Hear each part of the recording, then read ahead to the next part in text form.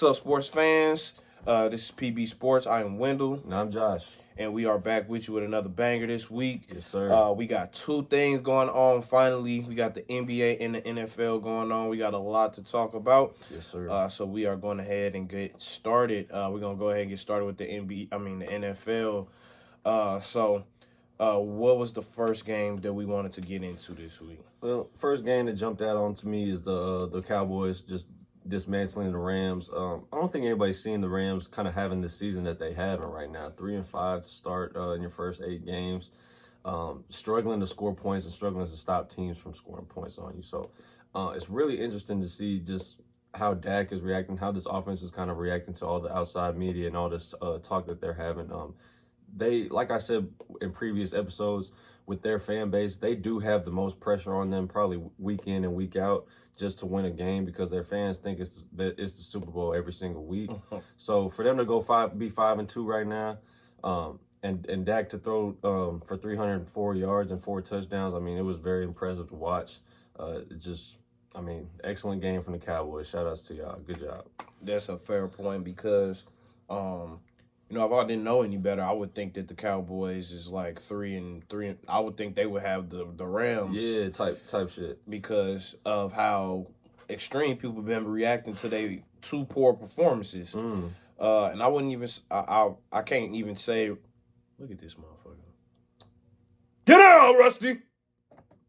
Performance, I do know that that there was one bad performance, right offhand, but yeah, the Cowboys, they're not doing too bad. The defense is playing better. They had to fill in that void without Diggs, and they are starting to figure it out. Yep. You can't really count them out on defense when they got the best defensive player in the league, in my opinion, with Michael Parsons. Yeah, shout out to Michael Parsons. Great player. Great trash talker. High energy dude. Yeah, love it. Love to see it. You need that on your defense. You need a leader like that. Is a guy that goes in, week out. He doesn't just talk; he does the work, and he shows it on the field each week. So, shout out to him and what he's doing. I did want to talk really quickly. Give him a good hand clap for Will Levis on his first start. Yes, sir. Coming in, throwing 1 touchdown per quarter, finishing off with 4 touchdowns and the victory over the Falcons. We both said it. Yeah, we both said it. Hey. Why the fuck not? At this point, why not? You know, why not? It's just I just couldn't imagine him playing any worse than Ryan Tannehill. Not to say Ryan Tannehill's been playing terrible, but he already 4 touchdowns in this game, and he passed his game total. Season. So yeah, he didn't do too well on this past Thursday, but let's see what he does next week. Yeah. He did great against the Falcons, so shout out to them. They 3-5 right now, though, not looking too great. But they got to switch some things up, and that's what they're trying to do. Shake up the season a little bit. Throw Will Levis in there. Let's get to my Packers really quickly. I just want to touch on y'all. What the hell are we doing? I'm not even wearing y'all shit no more. We haven't won since week 3. I can't even say I'm confident in us beating anybody. I don't even think I'm confident in us beating the Bears again. I'm really not. What is our coaching staff doing? We haven't scored over 20 points since week 3, and we lost that week. And that was to the Lions. We haven't scored more than 20 points in 5 weeks, bro. I'm very distraught right now. I'm very I don't know what to do. My college team, Mizzou doing good, but my favorite college team not doing good. My NFL team not doing good. I'm just watching basketball at this point. Like, what the fuck am I doing? What the fuck are we doing? Josh is very bad at picking teams. If I do say so myself, all his teams be Bro, you need to pick a basketball team, bro. Let's just be honest. You need to pick an NBA team, bro. You don't have one, bro. I don't have an NBA team. Well, next week I'll have one. How about the next episode? I will have an NBA team, maybe even a jersey. Y'all post in the comments what fandom y'all want to see him join, bro. Man. He open to everybody. He not Except saying the no. Warriors. I know he's gonna say that. He needs to be open to the Warriors, man. You need to be open to everything, bro. Shit. You should, bro. I might go to the Pistons or something. Three bad teams, bro. You have earned one bandwagon. You have a one bandwagon ticket for free. Nobody is going to question you as a fan if you take this one bandwagon ticket, bro. Man, you I don't fuck it, with bro. them though. Like, I don't fuck with the Warriors. Like it's crazy. Like I don't like necessarily have a favorite NBA team, but I do have a least favorite team, and they are high up there, bro. They are either one or number two of my least favorite squads in the NBA. So I don't even know what to do right now, bro. Somebody help. Somebody in the comments get me right, bro. Toss a shout out, toss a jersey or something, man. Do something for me. On a positive note, all three of my teams are doing great right now. Every single last one. The Ravens, Ohio State, and Celtics. So, you know, I'm better at picking teams, you know what I'm saying? But we not gonna talk about that. We don't even gotta touch on our dub this week. I mean, it was a good dub, 31-24. It really should have been more. We gave up the points that we gave up in the fourth, and I could see, if you was watching that game, you can see the fear on Lamar's face. When they gave up that touchdown, you're like, bro, what are we doing, bro? Let me get back out there. Bro, that was hilarious, bro. You can see the fear. And as a fan, knowing what we've done in the past, yeah, I was in fear a little bit as well.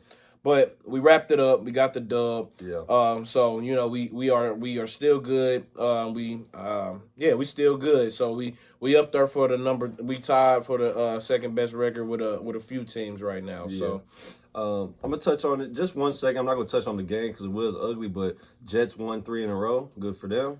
Sneaky team right now, man. And Zach Wilson threw for over 240 yards. So, hey, he's responding. And in my defense, I did say that Zach Wilson is picked up some stuff from Aaron Rodgers. I never said he was gonna be good. I think that the defense has been keeping him in games long enough to where Zach Wilson or whoever on offense can make a play to get them to win the game. And if your defense can do that, you're going to win a lot of games, man. Yeah. So the Jets was able to do it, but I just want y'all to know they probably could do this with literally any quarterback. I mean, as long as you don't go in there and you don't make mistakes, I mean, you can win with a great defense. You hold on to the football. You got the defense to back you up, and that's what he did this time with no turnovers.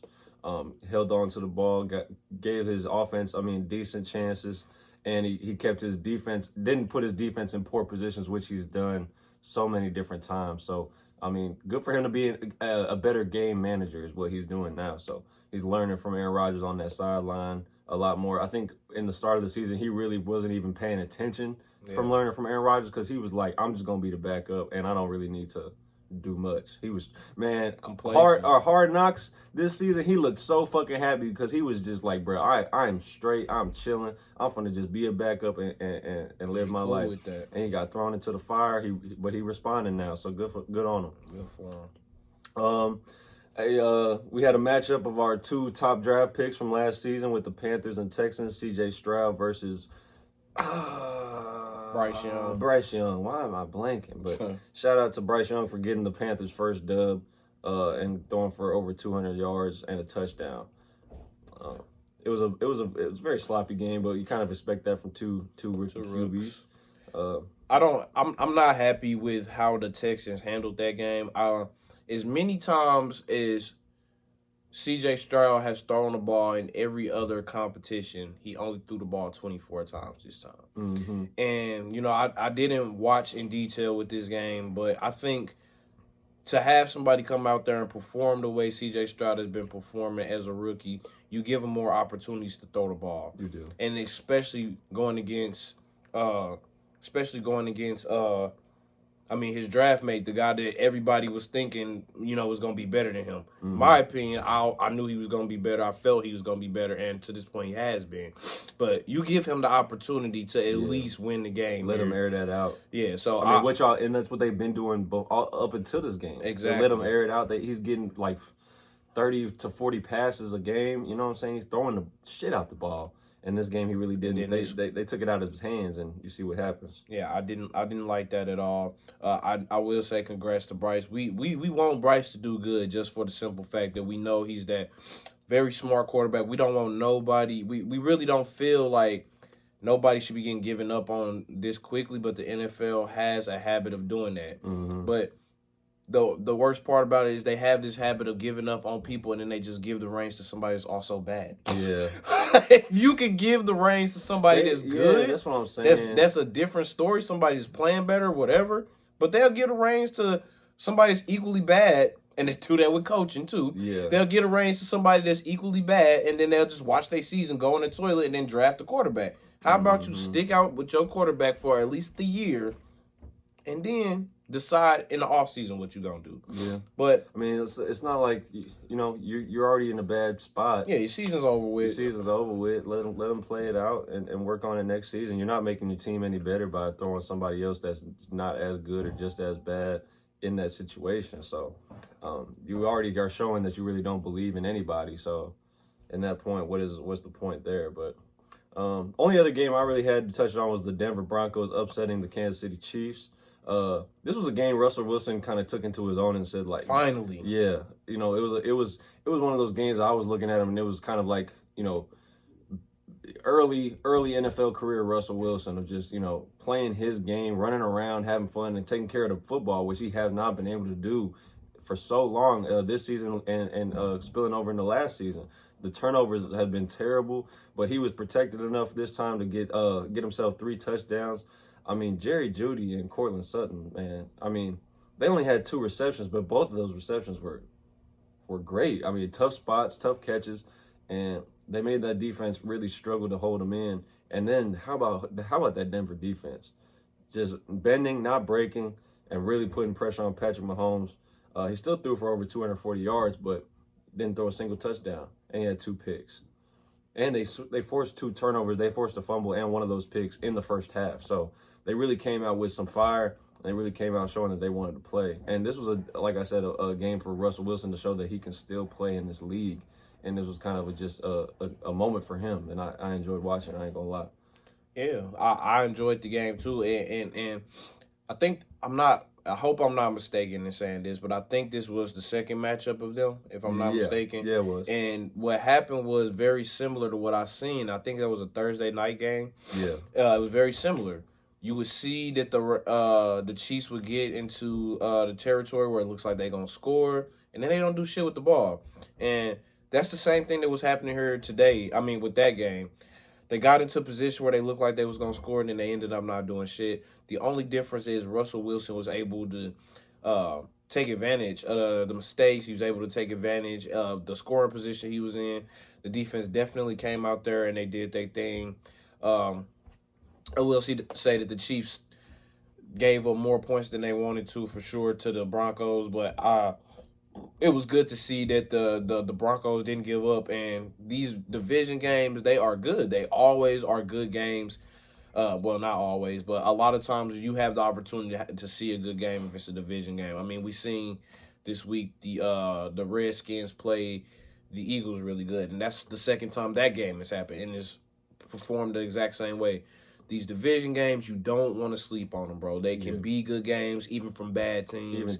Even bad records can come out and throw a little wrench into the play, or I don't even know. I forgot what the saying was. I forgot what the saying was too. Throw a wrench in somewhere. Throw it in a circle. I don't know. Throw that mug. Throw it. Just get rid of it. But yeah, but a wrench can definitely be thrown with these week-to-week division games. Yeah, for sure. So that'll wrap us up for week 8. So moving on to week 9, go ahead with our predictions.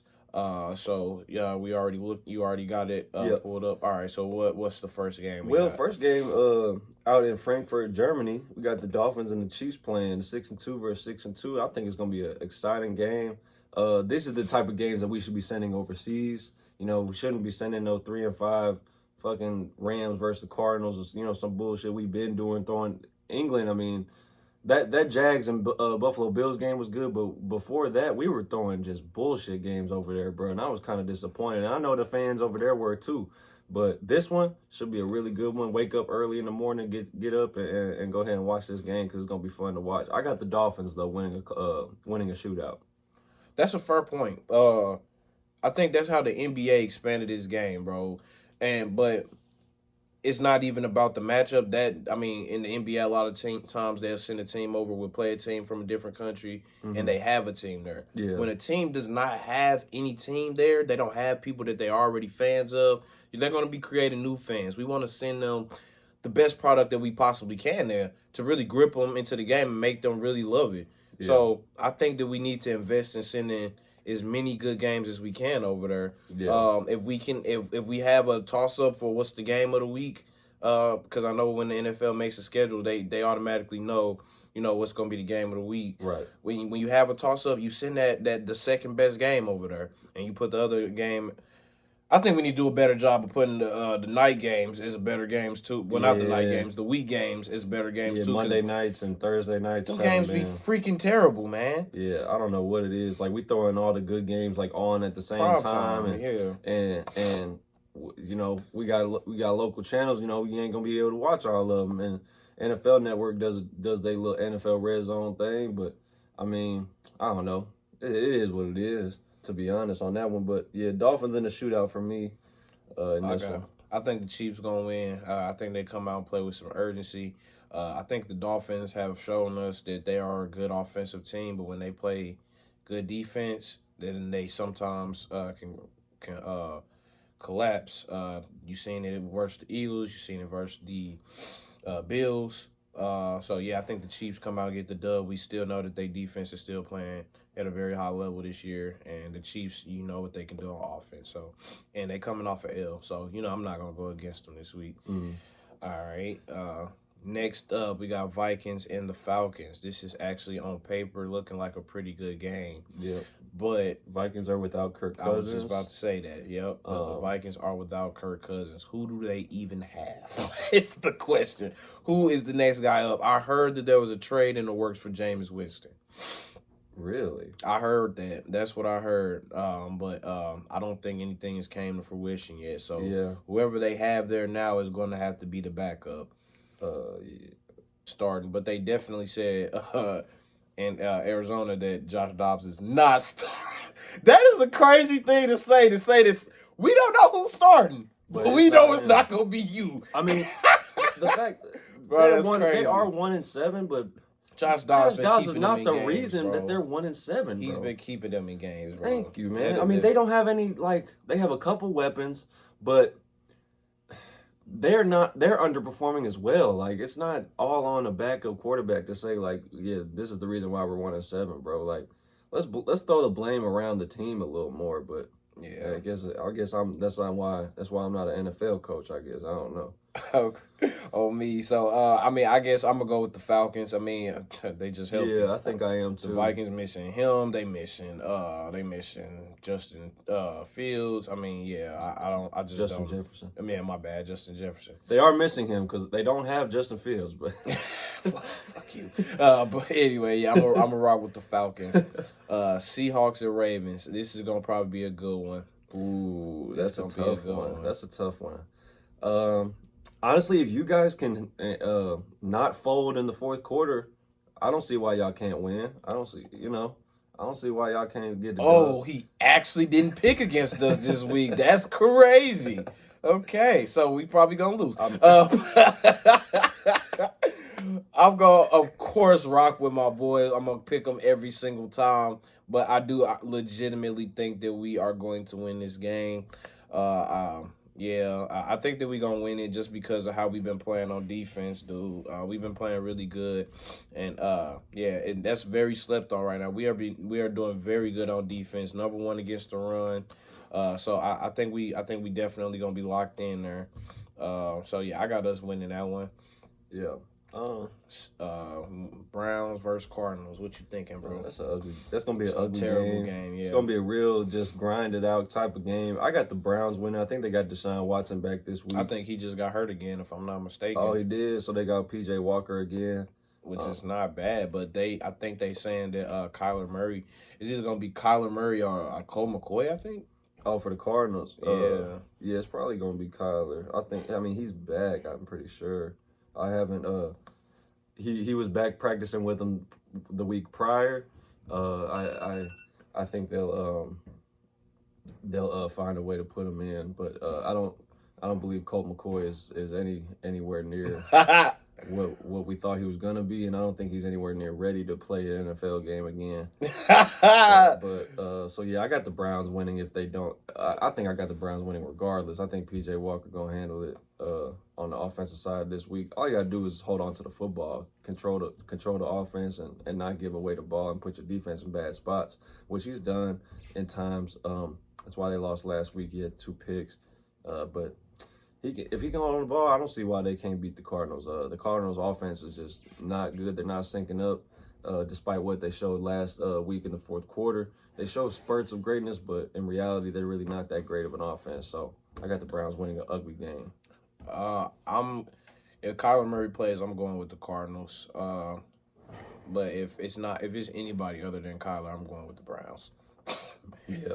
If they're not starting Joshua Dobbs and they're not starting Kyler Murray, who the fuck are y'all for to start? Because I just looked it up. Colt McCoy is definitely not playing no more. I was just like, bro, I was about to say, like, Colt McCoy is old by now, bro. There's no way. But yeah, I don't know who else they got. So yeah. But yeah, definitely gonna rock with the Cardinals if Kyler's playing. If not, then we are gonna go with the Browns. The next game we got the Packers and we got the Rams. So this is a tough one to pick, man. I honestly don't want to pick the Packers this week, because it's just been so disheartening and disappointing. We're 1-2 on the road right now. They got Green Bay -3 on the money line. I gotta rock with my boys though. I gotta go Pack. We're at home. We're 1-2 at home though, but. Make it 2-2 at home. Get us a dub for the first time since week 3, please. Please. He begging y'all to win. I'm begging y'all to win. I don't care how it looked. 3-0. Fucking 33-30. I don't care, bro. Just get the dub, man. Please. Yeah. He begging y'all to win. That mean y'all suck. So, go with the Rams here. But, yeah, I'm going to go with the Rams, bro. They just... Bro, I feel like they gonna, bro. I feel like they finna light y'all up, bro. Don't say that. I hope they don't. Bro. Our defense ain't been terrible, but y'all still got one of the top corners in the league. The only thing about that though is the Rams got three nice receivers. Yeah. So, yeah, that was y'all saving grace. Our run defense has been very lackluster these past 2 seasons.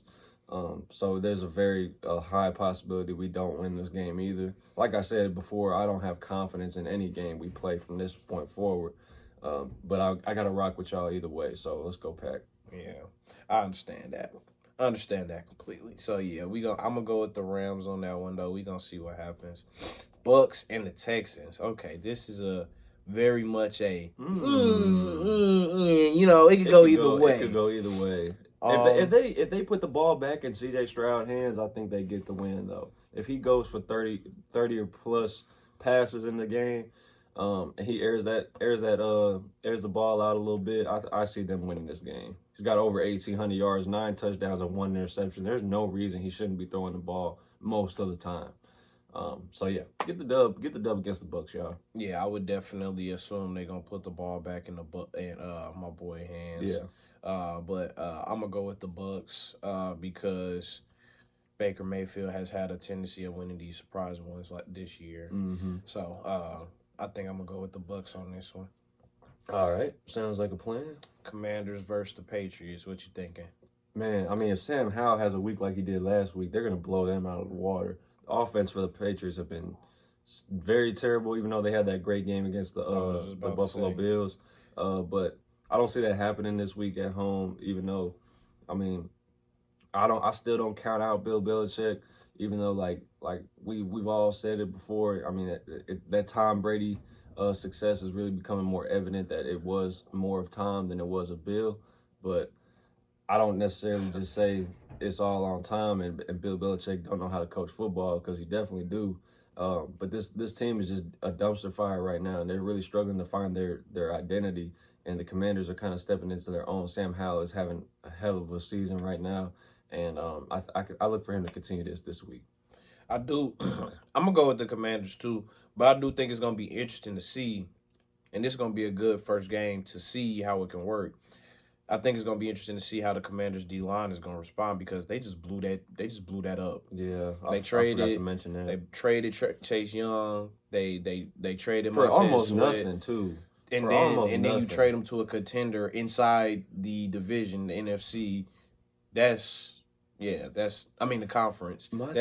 That's not even for a single first round draft pick. They got like 2 third rounds and a 5th round. Like something so lackluster of a trade, bro, for them on that part. I don't know what they own. I think Chase Young was at least worth the first round pick. Yeah. In my opinion. Finessed on that one. But finessed. Quantity versus quality, I guess, is what they was going for. But yeah, it's gonna be interesting to see how that D line works. They still got Jonathan Allen, which is so funny because he's the one that made the comments about hating it. Yeah. So it's like I'm tired of this shit. It's bro. like get frustrating when that seems. Yes, it does. I'm fucking tired of this shit. Fucking tired of this bullshit. It's been 7 fucking years of the same shit. Tired of this shit. the GMs in all of sports are trying their best to F over players, and it's to the point now where it's getting ridiculous. It is getting a little like, damn, bro. Like, wow. Like, what do I got to do to get out of it? Like, I don't like you or your organization. You're going to keep me here and trade everybody else. And think we're going to have success. So, yeah, that's crazy. That's messed up.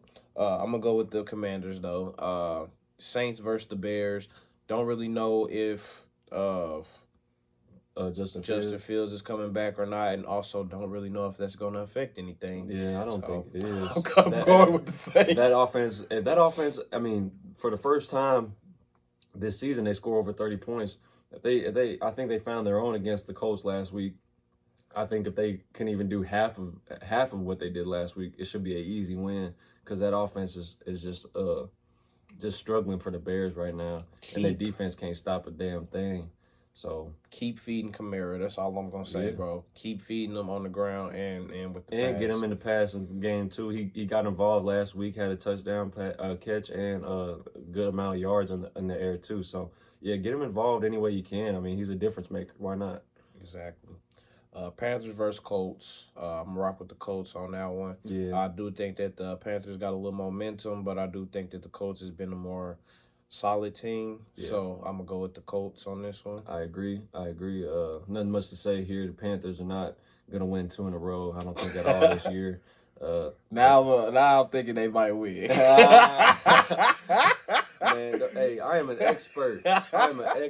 Man. He's also a jinxer, bro. Like, very bad at it. So, nah, man, I'm an expert. Go ahead, Gardner. Get the dub. Just take care of the ball. He's got 7 touchdowns and 5 interceptions. Get that ratio a little more distant from each other, and you'll be just fine. This is an opportunity to do that this week. Next, we got the Giants and the Raiders. It's gonna be another ugly game. Jimmy G not starting. So I really don't know who they got, but I think the Raiders are gonna do it just because their defense is solid. They got a great defensive front, and that Giants offense is a dumpster fire right now. They can't score more than 10 points. They can't really do much to move the football, and honestly, their guy at QB I knew wasn't the guy when they got him because he wasn't even that like explosive to me at Duke. He didn't jump out to me at any point in time. And the quarterback at Duke now, I think, is a lot better than him. So, I mean, if y'all want to go back to another Duke quarterback, that's the guy y'all need, to be honest. But who y'all got right now, who y'all just gave an extension to, is not the guy. So, I mean, it is what it is in New York right now. Yeah, I'm gonna go with the Raiders. They just not playing very. The Giants is not playing very well. Tyrod Taylor was starting to look like he could turn it around, but I think he got injured again. I don't know how long he's gonna be out. So, yeah, I'm gonna go with the Raiders on that. Yeah. Eagles versus the Cowboys. This is gonna be a very good game, bro. I love that game. I love that matchup. Micah Parsons is gonna be a difference maker, creating some pressure on Jalen Hurts. If he does, I think the Cowboys have a great chance of winning. It is in Philly, but the money line shows them at a -3, so that means Vegas even knows how good this game is going to be and how difficult it is.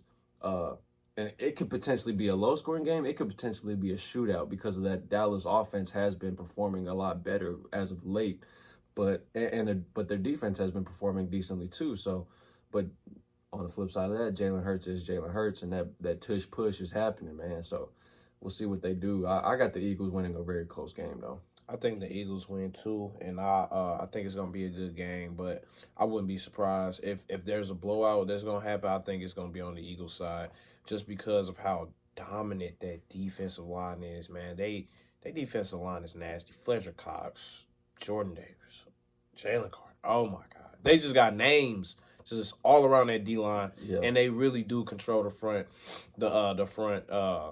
For the line up there, and we all know how dangerous Dallas is when the running game's going. I don't think the running game's gonna get much of a chance to get going there. So when we know you're gonna sit back and throw it, that gives you a lot less. That makes it a lot less dangerous. So I think that the Eagles win this game. Right? Yeah, and you get the Cowboys in third down situations. They haven't been good at all, really, in third downs at all this year. They like to get out in front of the sticks as early as possible and get the first down within 2 plays if they can, because that third down just ain't been there for them this year. But next up, we got the Bills and Bengals to finish off our Sunday. I got the Bills winning a very close game and on the road. I just like Josh Allen, how he's playing so far this year with Stephon Diggs. And the Bengals have just been one of those teams that's just kind of inconsistent right now, and they haven't jumped out at me yet this year. Yeah, you don't know what you're gonna get from the Bengals week to week, and that's one thing I'm just been disappointing to watch. It's been disappointing from just watching the NFL, but it's been great to watch as a Ravens fan. So yeah, I keep on being inconsistent, and hopefully we can stabilize and take over. So yeah, I'm hoping that the Bills come through for us and get that dub. And to wrap us up for this week, we got the Chargers playing the Jets on Monday night. So as ugly as the records may be for this teams, I think that the Chargers may get this dub one, and then I think that the game actually might not be bad. I got the Chargers winning here as well. The Chargers do have potentially a defense that can kind of be poked at and get through in some spots, but I don't see the Jets winning another 5th one here, or 4th in a row, 5th in the season total. So I got the Chargers winning. Okay, so that's our picks for the week in the NFL. Our wrap up for week 8 and the picks for week 9. So now we're gonna jump on into the NBA. There, jumping back into it, we are gonna jump into the NBA now.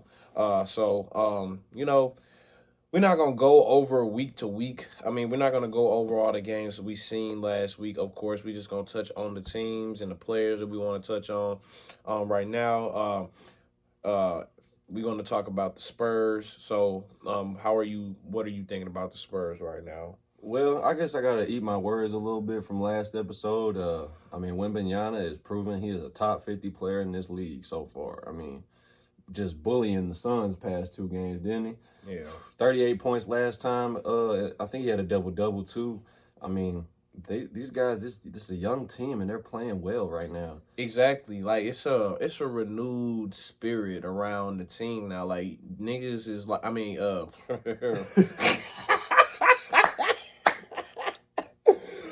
they playing.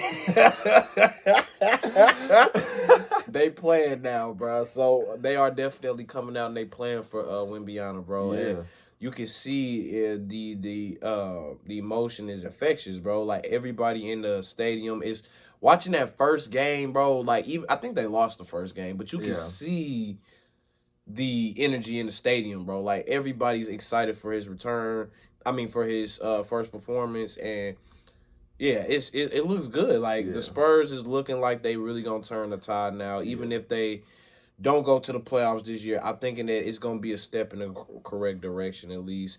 I know Pop happy he didn't retire just yet. Well, with the way they're playing right now, I have there's no reason to believe that they can't make the playoffs. At least the play-in spot, and try to get into the pool of 8 on the west side. I don't think they necessarily will, but there's no reason to believe they can't. It is a long season, and we've been seeing the issues with the big men lasting that long. So I think we won. We do got to see.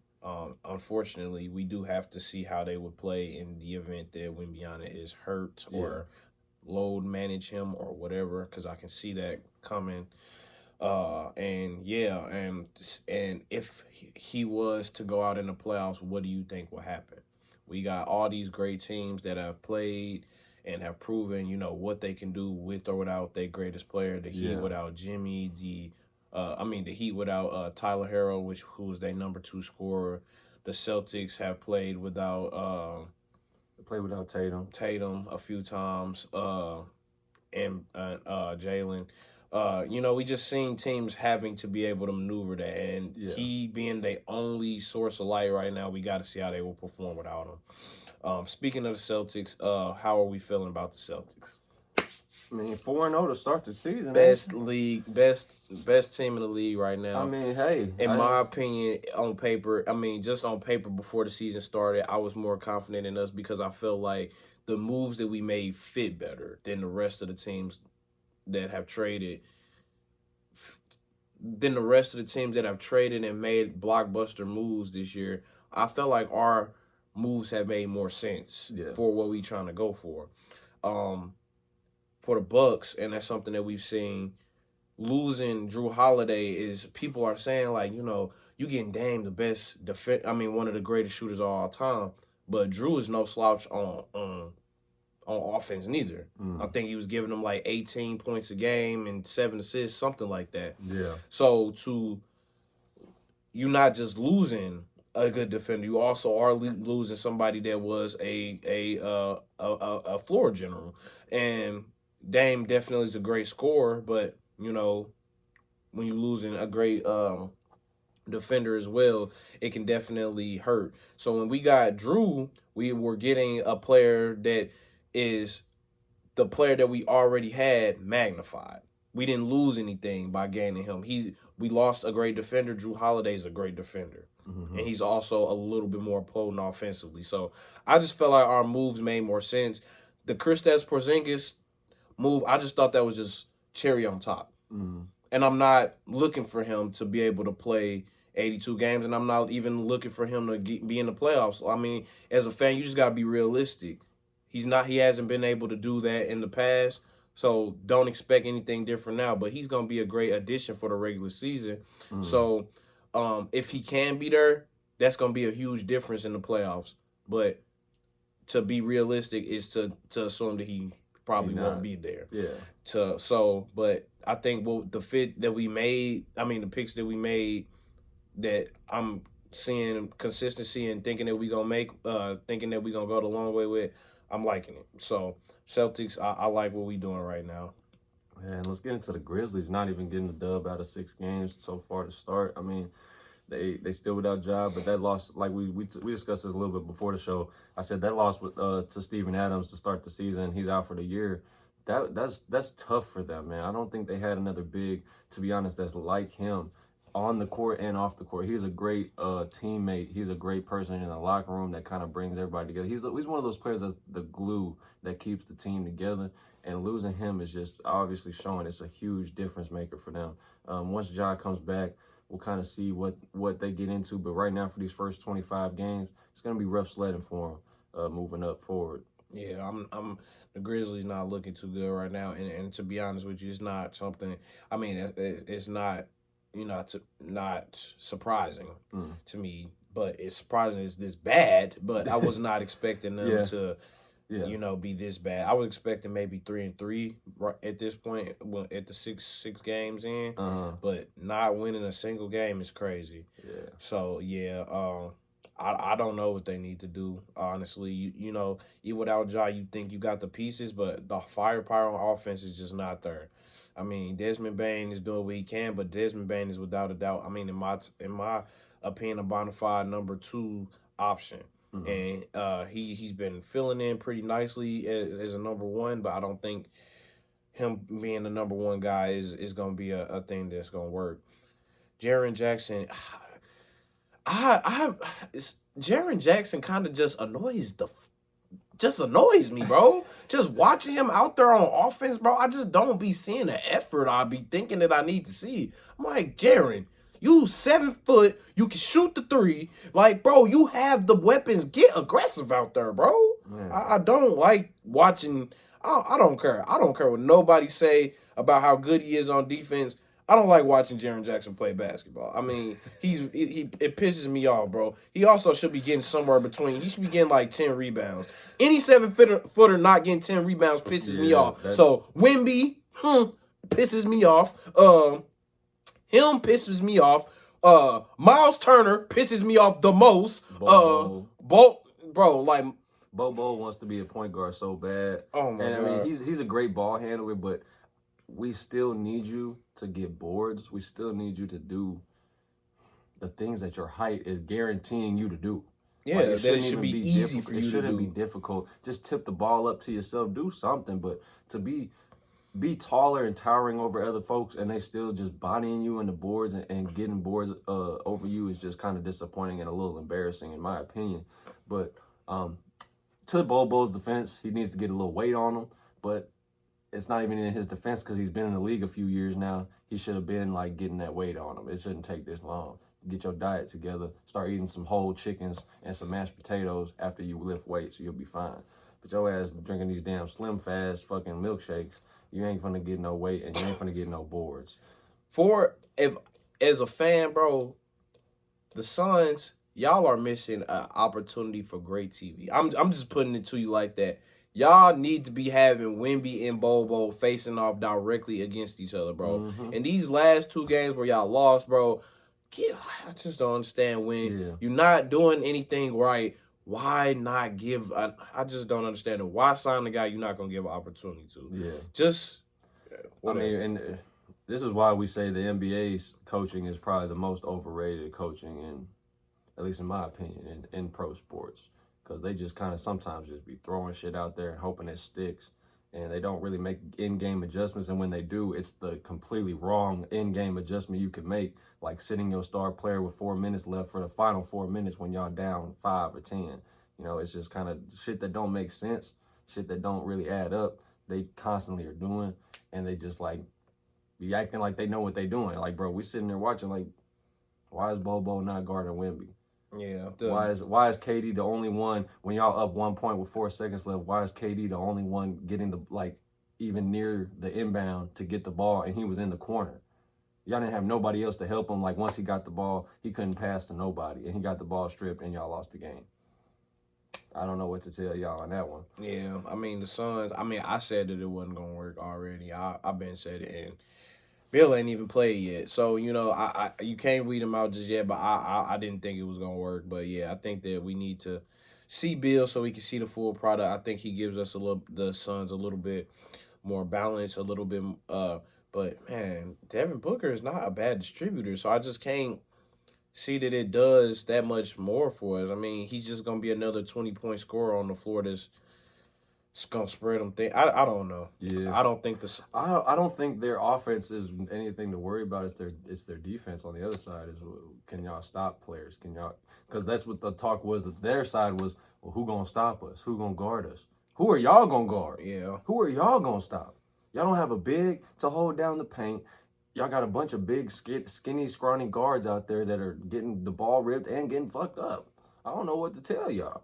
Yeah. Talking about who gonna guard us. I mean, y'all can do shootouts all the time, but y'all gonna miss some shots, and the other team gonna make some. Y'all gonna lose some games like that. But I want to touch on what I was excited about this season, and Wendell was not excited about, is the in-season tournament. I didn't know it was starting this early, but we started off with some pretty good, solid games. Not a single blowout last night. The closest thing to that was a 11-point win from the Nuggets against the Mavs, and man, was it a show to watch between Luka and Nikola Jokic. Luka had 34 and 10 rebounds. Jokic had 33 and 14 rebounds. I mean, that was just an exciting game to watch. It's overall, as a basketball fan, as a sports fan, you kind of gotta love games like that. The triple-double masters playing off against each other. Individually, dude.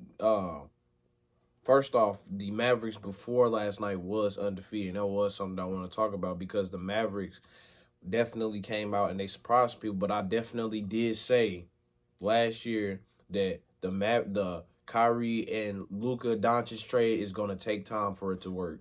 I 100% did say that, and I think that we are starting to see the effects of it now. Yeah, I think the media really like jumped on them a little too early, and it was a late season. It was a very late season trade. They were already very much on the bubble for the playoffs, and then they tanked and purposely lost the games to get into the playoffs.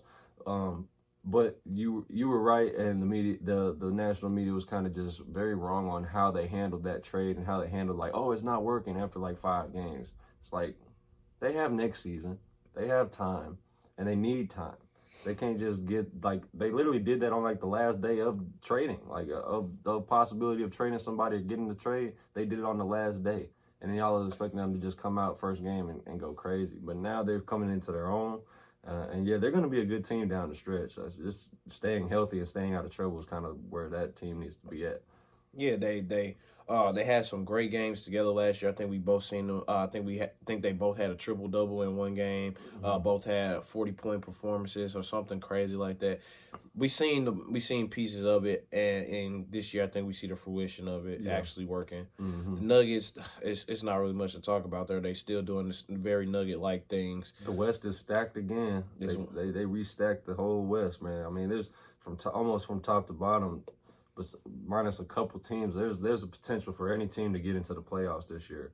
You got the Thunder coming up and gaining some ground, and really like they're a young team too. They're kind of coming into their next own. week, so that's gonna be exciting. I'm going to see the OKC play next week. I can't wait because Chet Holmgren, in my opinion, that's who I picked to be Rookie of the Year. And coming off the rip, I think that the hype is still there for Wemby, but I think that Chet Holmgren is definitely balling right now as well. So it's going to be a nice little tight race between those two. Yeah. But yeah, OKC has definitely been a team to watch this year.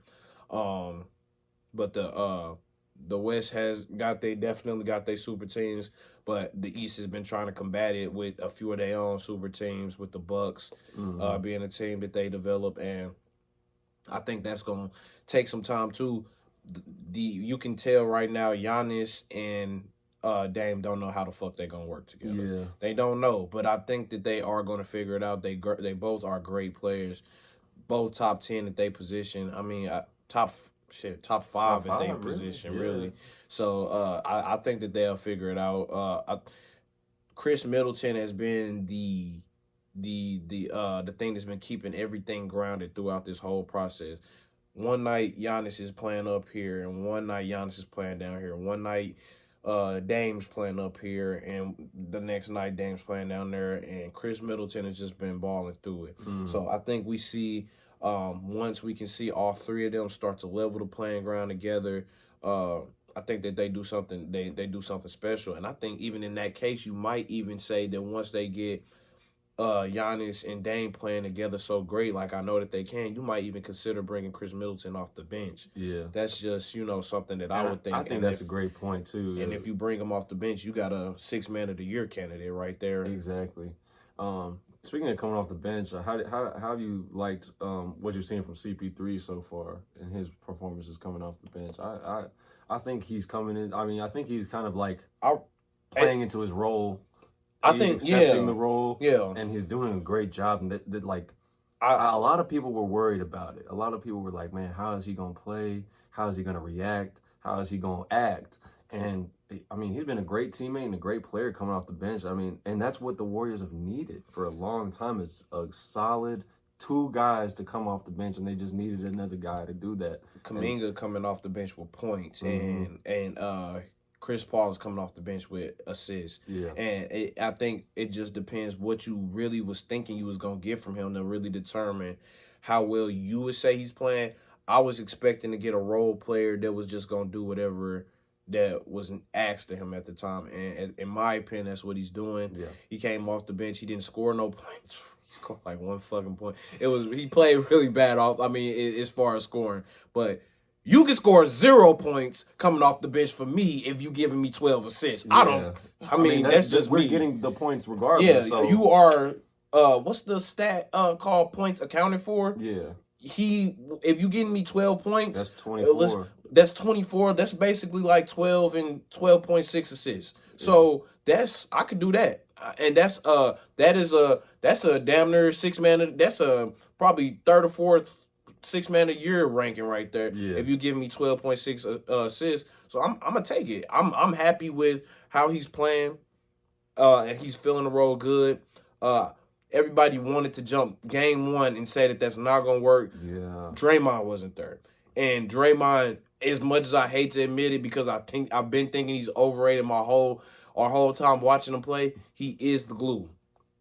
And him being out there on the floor makes a difference. And you've seen it last night, and Steph with a game winner this year, Klay with a game winner this year. I think the Warriors made the right decision maximizing that big three timeline instead of blowing it up. Yeah, and I think there's one thing we did. I'm sorry, and they've also developed the young players, and they are getting more minutes now. Moody, Kuminga, all of those young guys are getting the minutes now to where when the time comes, they're gonna be just fine in my opinion. I think there's just one thing we overlooked about Draymond Green when we kind of evaluated him and did say, like, yeah, he's a bit overrated, or he talks a little bit too much. It's the energy he brings, I think, for that team that does make a huge difference for them, because they got a lot of guys who, I mean, Klay Thompson talks a lot, but he's a pussy.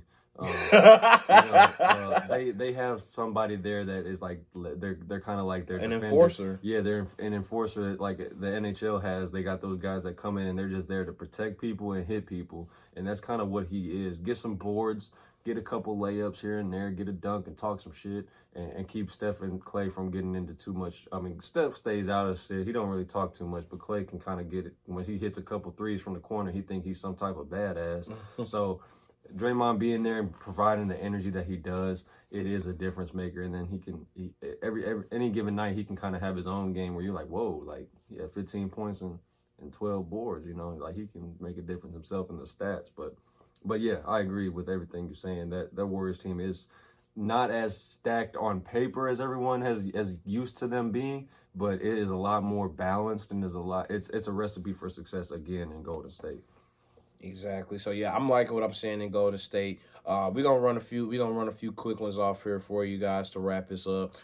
We just gonna wrap this up kind of quickly here.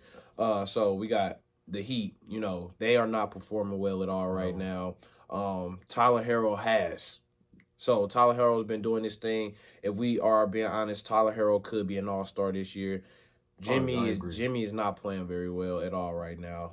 Well, at least not to Jimmy's standards. But we do know that Jimmy can sometimes play a certain way and then just get into just get hot and then just start balling. So yeah. But I don't think we was expecting much from the Heat, but they're definitely not playing up to par right now. No. The Lakers. How do you feel about the Lakers right now? Well, I mean, Anthony Davis is performing. Now he is. Yeah, you know, he's performing well. I'm concerned for his longevity of what he can do. I mean, can he play 50 games in a season? Not even 50. I need you to play more than 50, to be honest with you, because LeBron is getting into that point where his age is showing a bit, but his stats are still there too. His stats are still there too. So, still a top five. It's still kind of just confusing of why they're not performing the way that I think the standard is in LA. I'm kind of just, like I said, nervous about the longevity of Anthony Davis. If he can stay healthy, there's no reason they're not a top 5, top 6 team in the West. Like I said, that West is stacked, so he needs to play more than 55 to 60 games. And can he do that? Can he be healthy? So I think the Lakers can definitely be a playoff team, a contender. Not so sure right now, but LeBron is definitely still breaking the laws of physics, being that old, that big, and moving that fast and that great and that strong. LeBron, y'all know I'm by far not a LeBron dick rider. That's my guy. That's my guy. Yeah, but LeBron is what he's doing right now is amazing. But space, he loves that. Right here, same thing. He knows he can get whatever he wants here. He just relaxes, pulls back. Zubac tries to contest it, but just that's that pick and roll to get that switch that LeBron loves. And that's That's just a hard thing. Yeah, the Lakers, they gotta have consistency from them two guys. LeBron, I would love to see you be more aggressive. Yeah. When you can score whenever you want to, bro. And sometimes you just decide, let me pass it. Yeah. Let me pass it. So guys can say I'm the greatest passer of all time. Fuck that, man. That's what I think it is. Go over there and go down there and dunk on somebody, bro. That's what I think it is. I think he's coming in. His mindset is changing a bit in games where he's just like, I can facilitate more, and I can be like you said, be one of the greatest passers in the history of the game. But I mean, if you're not winning games, what does it matter? Exactly. You know, like we did when you broke the scoring record. Y'all were ass. Yeah, y'all lost to OKC. Y'all lost that game. That was terrible. I hated everything about that. Yeah. That was the worst thing I ever seen in my life. You don't stop no game because this man broke a record. Do you do that for anybody else? No. They stopped the middle of the game and they had a whole show after that, and you lost. Yeah, that was the worst thing I ever saw. I, as a LeBron, like a lifelong LeBron fan, ever since I watched the NBA, LeBron has been in the league, and LeBron has been my favorite player, and that really it pissed me off too. That was terrible. It was so just. What's the word I'm looking for? Just, I don't know. Just disgusting. Just disgusting, to be honest. You stopped in the middle of the game because you broke a point total. Then y'all have a whole ceremony like y'all won the championship. Good job. And then y'all do a whole press conference in the middle of the game. That was terrible. I hate the NBA for allowing that. I couldn't believe that even happened. And then you turn around and lose the game. That's like Colorado when they was up 29-0 against Stanford. Shedeur at halftime selling jewelry. Like, bro, y'all looking stupid. Yeah, it's very dumb. Y'all look so stupid, bro. Focus on the task at hand. Like his mindset, to be honest, for me, ever since he moved out to LA, has been so different, bro. He's just been so much more bougie. He was already a little bougie in Miami. But now this dude, ever since he got to LA, he was his ass. First time he got hurt, he came to the game with some wine. Like, who the hell are you, bro? Yeah, the first time in LA when he wasn't playing, he came to the game, sat on the bench, he had a glass of wine. I'm like, bro. Oh, wow. Get your old ass on. Emotional, damn it. That's coming from a real LeBron fan. That's coming from a place of what the F. Like, it's also what coming is from happening? a place of love. I love you, bro, but you just I love you, bro. In case you see this, that was all constructive criticism. Just take it on the chin and don't hate me, okay? Keep watching Take it with a grain of salt. I'll see you next week, man. You know, whenever you decide to invite me out. I know you're busy right now, but yeah, we'll talk a little bit more about it in person. But that's just coming from a place of love, bro. Like I've watched you be one of the greatest players to ever play this game, and for you to do something like that, it was just so kind of self-centered and so look at me type of shit. And it was you still lost the game. That tarnishes your I guess your legacy right there. Everyone will remember you stopping the game mid-game because you broke the record and then you lost that game. I will never forget that. Yeah, I don't know how it was going to be remembered because I would have thought, me personally, I would have thought that would have been blown out of proportion on social media. Yeah, but it really wasn't. But it wasn't, right? It was it was just made normal. We was tripping for saying like that, but no, that's what I'm saying. That was not normal. In my opinion, it was not okay. But, Tom Brady's broken records mid-game before. And they didn't do shove all out a that. stage midfield and let him talk to the whole Yeah, and he was talking to the LA fans they was rocking with him his whole career, bro. You was in Cleveland, Miami, bro. back to Cleveland, and then you just come out here for the last little bit of your career, bro. And you trying to make it seem like oh, we the old Lakers, we the Lakers of this, bro.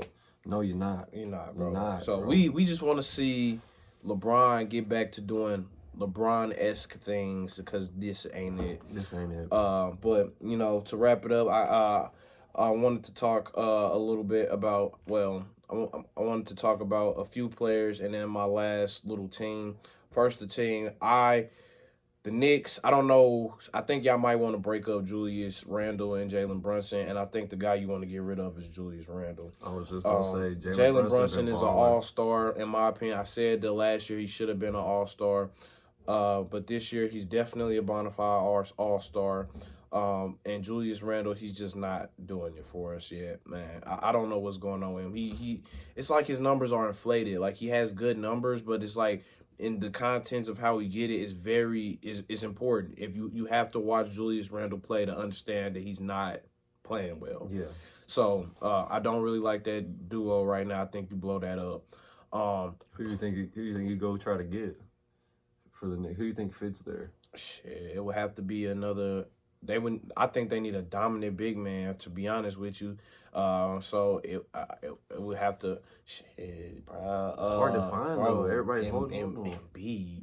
I was looking at him, but they're not giving him up. They would give him up under the right circumstances, and it's not happening right now. But they do have a surprisingly good record right now. They only got 1 L. Yeah. But that brings me to the next person. I want to talk about James Harden getting traded out to the Clippers. Like, what do you think that does for the Clippers? In my opinion, I don't think it does much. You don't? No. I think it brings just an extra. I mean, James Harden's kind of had a bad rep these past few seasons, but I think he's still a great passer. He's a great scorer. He just needs to be a little bit better defending.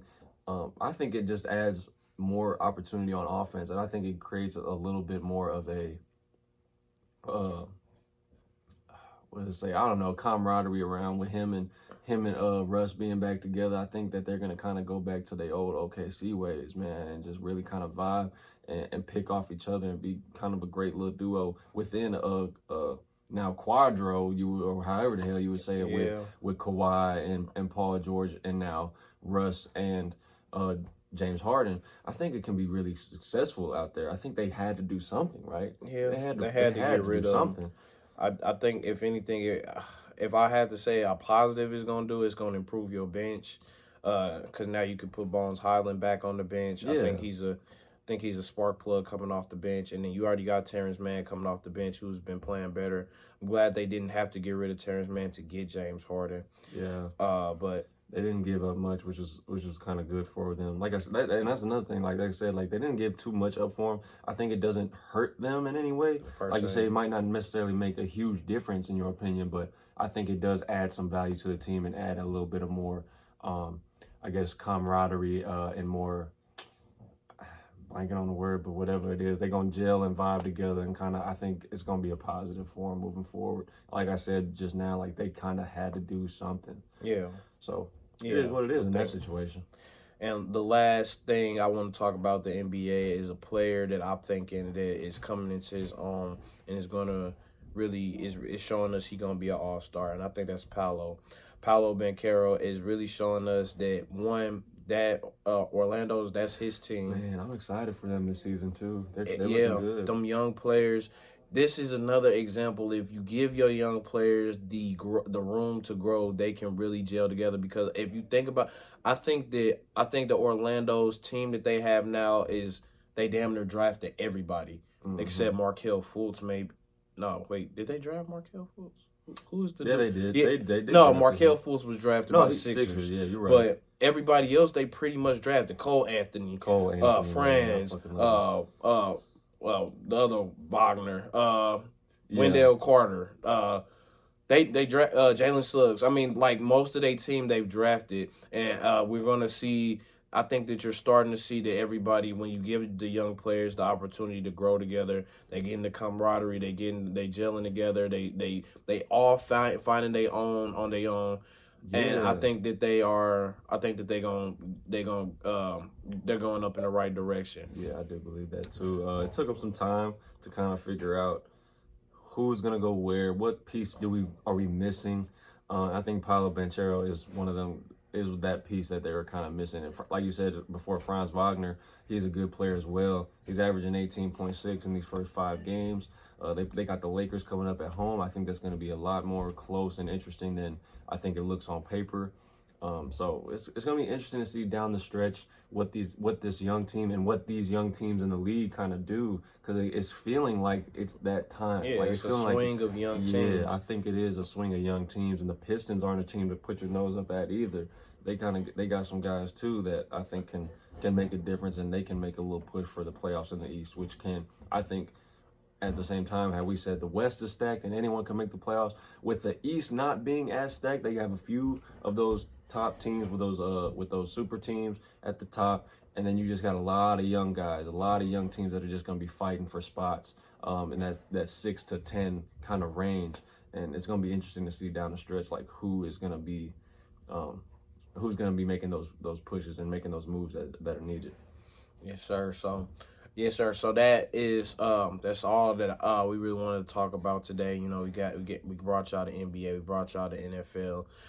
So you know, we're gonna go ahead and wrap it up for us today. Thank y'all for messing with us again. You know, continue following, loving, sharing everything. We got merch dropping. We got a TikTok page coming soon. You know, we're gonna be dropping some good content on there, good clips and all that. We're gonna put some YouTube shorts out there, get some more people eyes on this station and eyes on the channel. But y'all shout outs, y'all reposts, y'all comments, they've been excellent. They've been helping us grow for real. Much appreciated. So, very much appreciated. We continue to ask for y'all support, ask for y'all subscriptions and y'all likes, because it goes a long way in helping us continue to build and continue to grow in what we want to do. Exactly. You know, we haven't been exactly consistent, and I don't think we ever recorded in the same place. Yeah, I think we have our first 2 episodes were in our old house, place, but now it's kind of inconsistent. But we're working it out, man. We're trying our best to continue to get content out to y'all any way we can. Like I said, like we both got jobs that are kind of demanding, and the hours are kind of weird, and we both live in different cities now, and we're still finding a way to come together and bring y'all content. So y'all support is very much appreciated, and we ask just to continue. Yes, sir. So keep messing with us, bro. We gonna keep on giving y'all good stuff, man. Thank you for y'all support. We signing out. Peace.